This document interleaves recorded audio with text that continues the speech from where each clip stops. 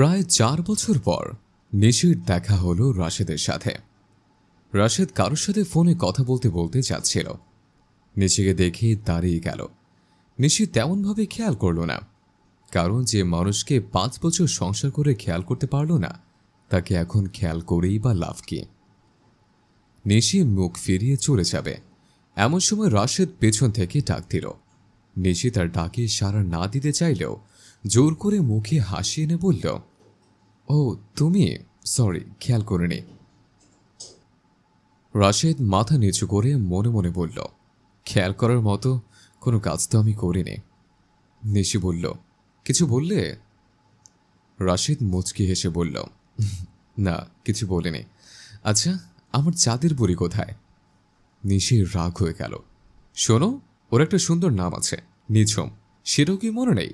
মনে থাকবেই বা কি করে, যেমন বেখেয়ালি মানুষ তুমি। যাই হোক, তুমি কি কিছু বলতে এসেছ? রাশেদ কাপা গলায় বলল, না, আমি শুধু নিঝুমকে নিয়ে যেতে এসেছিলাম। ওর দাদু ওকে দেখতে চেয়েছে। নিশির মাথা যেন ফেটিয়ে ধোয়া বেরোচ্ছে। এই, তুমি কি চাও? আমার মেয়ে ওই লোকটার সাথে থেকে আনকালচার্ড হোক? দেখো, এ নিয়ে অনেক বাড়াবাড়ি হয়েছে। শুধুমাত্র ওই লোকটার কারণে আমি আমার মেয়েকে নিয়ে আলাদা থাকি। তুমি এখন প্লিজ এখান থেকে যাও। নিঝুম দৌড়ে এসে বাবা বাবা ডাকতে ডাকতে রাশেদকে জড়িয়ে ধরল। কাঁধে স্কুল ব্যাগ, কোলে উঠে বলল, বাবা, আজকে অনেক মজা হবে, তাই না? আমরা দাদুর কাছে যাব। নিশি নিঝুমকে বকা দিয়ে বলল, নিঝুম, বিহেভ ইয়োরসেলফ। চলো, বাসায় হোমওয়ার্ক করতে হবে।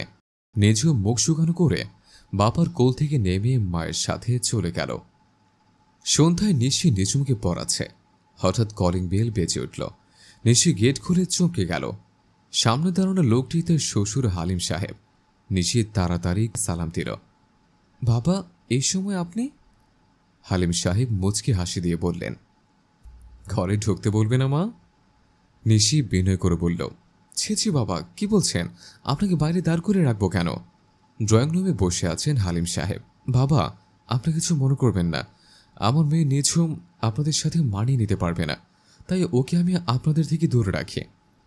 হালিম সাহেব ভাঙা স্বরে বললেন, মা, মানিয়ে নেওয়াটা পরের ব্যাপার। রক্তের টান তো মা, ভোলা যায় না। বিশ্বাস হচ্ছে না? ওই যে দেখো, আমার দাদুভাই আমাকে পর্দার আড়াল থেকে দেখছে, কিন্তু তুমি বকা দেবে সে ভয় আমাকে জড়িয়ে ধরতে পারছে না। নিশি পর্দার দিকে তাকিয়ে দেখল নিঝুম সত্যি সত্যিই দাঁড়িয়ে আছে। হালিম সাহেব হাত বাড়িয়ে ডাকল। নিঝুম দৌড়ে এসে দাদুকে জড়িয়ে ধরল। হালিম সাহেবের চোখ ভিজে আসলো। নাতনিকে মন ভরে আদর করছে, এ যেন অন্যরকম এক প্রাপ্তি। কিছুক্ষণ পর নাতনিকে কোলে বসিয়ে নিশির কাছে হাত জোর করে বললেন, মা, আমাকে ক্ষমা করে দাও। আমি তোমাকে ভুল বুঝে অনেক কথা শুনিয়েছি। আমি তোমার বাবা, বাবা মায়েরও তো ভুল হয়। সেজন্য কি ছেলেমেয়েরা বাবা মাকে ক্ষমা করে না? আমি তোমার গুরুজন হয়েও তোমার কাছে ক্ষমা চাইছে। আমার নাতনিকে নিয়ে চলো, আমি যে এই কষ্ট সহ্য করতে পারছি না। নিশি কিছুই বলছে না। পুরো ঘর স্তব্ধ। হালিম সাহেব বুঝতে পারলেন নিশির মান এখনো ভাঙেনি। মা, তুমি না গেলে আমি জোর করব না। শুধু আমাকে মাঝে মাঝে তোমার বাসায় আসতে দিও, তাতেই হবে।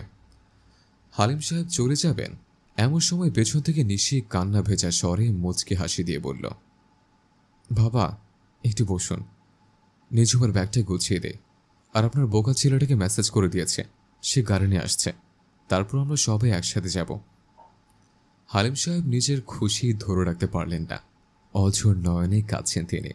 এই কান্না দুঃখের নয়, এই কান্না সুখের।